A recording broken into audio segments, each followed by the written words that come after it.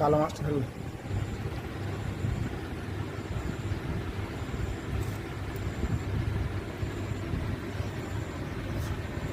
তো বড়মশাই জাল দিয়েছিল নদীতে, তো এখানে দেখো কতগুলো মাছ পড়েছে। তো মাছগুলো আমি বাছছি। তো চিংড়ি মাছগুলো দেখো এখানে আলাদা করে রাখছি। আর এইখানেতে দেখো এই যে মাছগুলো, তো এগুলো আমার মাম্মাম খেতে খুব ভালোবাসে, আর মাম্মাম চিংড়ি মাছ খায় না। তো সেই কারণে হচ্ছে এই মাছগুলো আলাদা করছি। তো এগুলো আলাদা করে মাম্মামের জন্য ভাজবো। আর এই মাছটা তো হবে না, তো ফেলে দেবো, কালো মাছ। তো এই একটা আছে, এগুলো তো বাচ্ছি। তো এখানে দেখো অনেকগুলো চিংড়ি মাছ পড়েছে, প্রায় 500-র মতো হবে। আমি এগুলো দেখো বেছে বেছে রাখছি।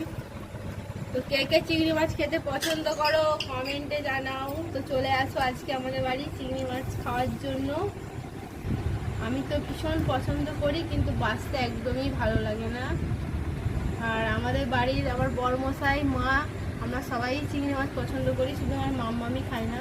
আর আমার মায়েদের বাড়ির আমার দাদা, তারপরে আমার আব্বু, মা সবাই পছন্দ করে। এতগুলো চিংড়ি মাছ দেখতে পাচ্ছ, কি করে যে বাঁচবো আমি সেটাই ভাবছি। তো এক একটা মাছ, প্রত্যেক চিংড়ি মাছ মানে বাঁচতে গেলে প্রত্যেকটা মাছের এই দেখো পরিষ্কার করে বাঁচতে হবে। প্রচণ্ড বিরক্ত লাগে, অনেকটা হাতে সময় নিয়ে মাছটাকে বাঁচতে বসতে হয়। তো যাই হোক, কিছু করার নেই।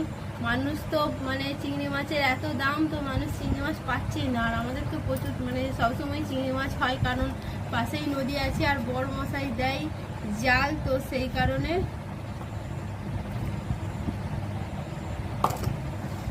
চিংড়ি মাছটা মানে আমাদের বাড়িতে সবসময়ই থাকে, আর ভালো মানে খেতেও ভালো লাগে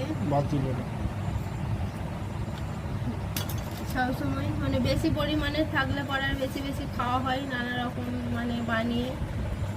তো যাই হোক, তো চলো এখনকার মতো টাটা বাই বাই। তো মাছগুলো আমি বেছে নিই, তো দিয়ে রান্নাটা বসিয়ে দিই। দেখা হচ্ছে আবার পরে।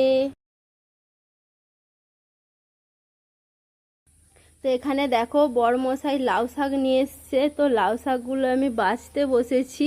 তো লাউ শাকগুলো আজকে তিল দিয়ে বানাবো। আর এদিকে দেখো মাছগুলো কিন্তু বাছা কমপ্লিট হয়ে গেছে, তো ধুয়ে পরিষ্কার করে নিয়েছি।